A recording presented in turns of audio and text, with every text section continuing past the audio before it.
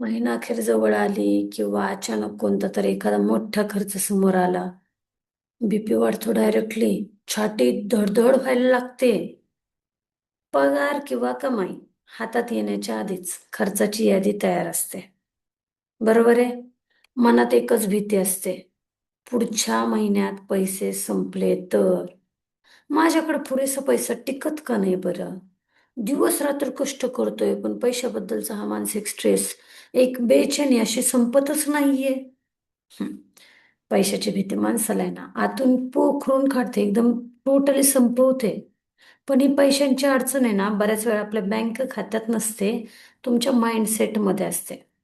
म्हणजे समजा financial anxiety नावाचा जो प्रकार आहे ना, त्याच्या पाठीमागची सायकोलॉजी आणि या भीतीवर विजय मिळवण्याचा मार्ग आज आपण समजून घेणार आहे. ओके. याला आपण स्कॅरसिटी माइंडसेट म्हणतो, म्हणजे पैशाची भीती म्हणतो. ओके. आपल्या सबकॉन्शियस माइंडमध्ये ना लहानपणापासून पैशाबद्दल रुजलेले विचार काय आहेत? पैसे झाडाला लागत नाहीत, पैसा संकटाचं मूळ आहे, आपल्या नशिबात पैसे टिकणार नाहीत. ज्यावेळेस तुमच्या मनामध्ये पैशाबद्दलची कमतरता असते, म्हणजे ते अंथरूण पाहून पाय पसरावं, अशा पद्धतीने.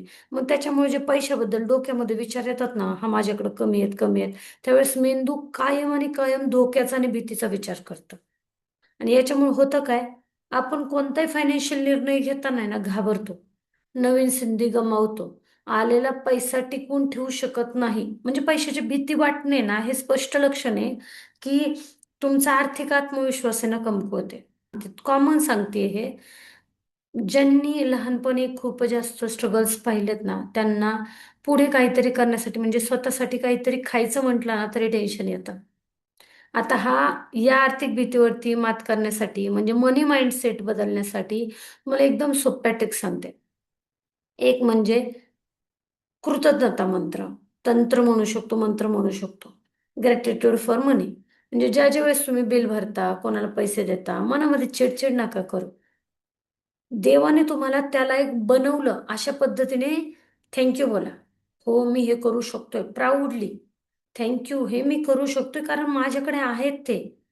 तक्रार नका करू. जर तक्रार केली ना तर आपला स्कॅर्सिटी माइंडसेट वाढतो. पण जर तक्रार करण्याच्या ऐवजी थँक्यू, मी आहे तेवढं करण्यायोग्य, मला तेवढं योग्य बनवलंय देवाने.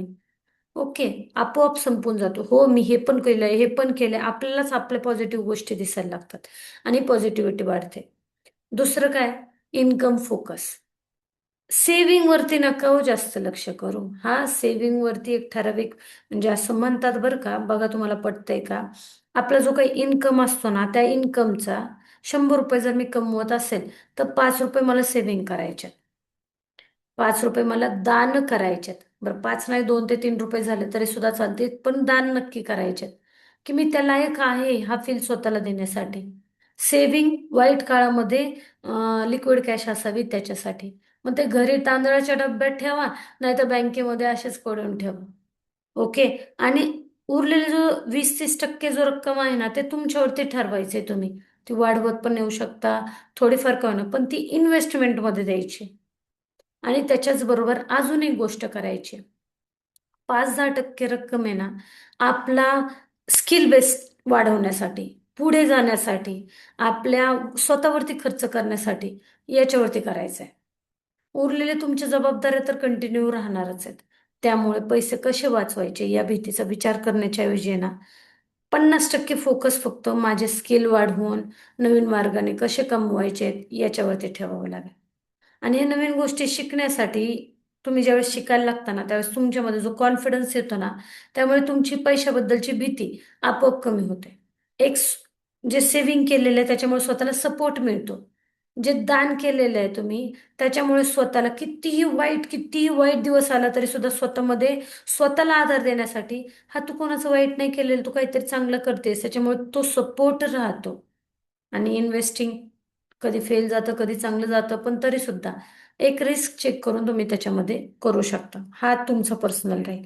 आणि स्वतःवरती प्रत्येक वर्षी काम करत गेलात तर पैसा साधन आहे फक्त, पण तुमची मानसिकता त्याच्यामुळे समृद्ध होते. ज्यावेळेस तुमची मानसिकता समृद्ध होते ना त्यावेळेस पैसा तुम्ही आपोआपच अट्रॅक्ट करायला लागता. पण जर भीती तुम्हाला रोज रात्री ही झोपून देत नसेल ना पैशाच्या बाबतीतली, तर मग तुम्ही तुमच्याच स्वतःच्या आणि कुटुंबाच्या प्रगतीमध्ये अडथळा ठरत आहात. त्यामुळे आधी मनशक्ती चेक करा. बरं, हा आर्थिक माइंडसेट नक्की कोणत्या पातळीवरती हे चेक करण्यासाठी आपली फ्री टेस्ट आहे, जी पिन केलेल्या कमेंटमध्ये आहे. ओके. त्या 20 प्रश्नांची उत्तरं देऊन तुम्ही स्कोर जाणून घ्या. आणि जर वाटलं नाही बाबा आता मला पैशाची टेन्शन सोडून द्यायची, प्रगतीच्या मार्गावर चालायचे, छोट्या छोट्या टिप्सच्या माध्यमातून चालायचे, स्वतःवरती, स्किलवरती आणि या प्रगतीच्यासाठी मला एक काहीतरी सपोर्ट कोणाचा तरी हवाय, तर मनशक्ती नेटवर्क तुमच्यासाठीच आहे. ज्यांच्या मार्फत तुम्हाला व्हिडिओ मिळालाय त्यांना डिटेल्ससाठी कनेक्ट करा.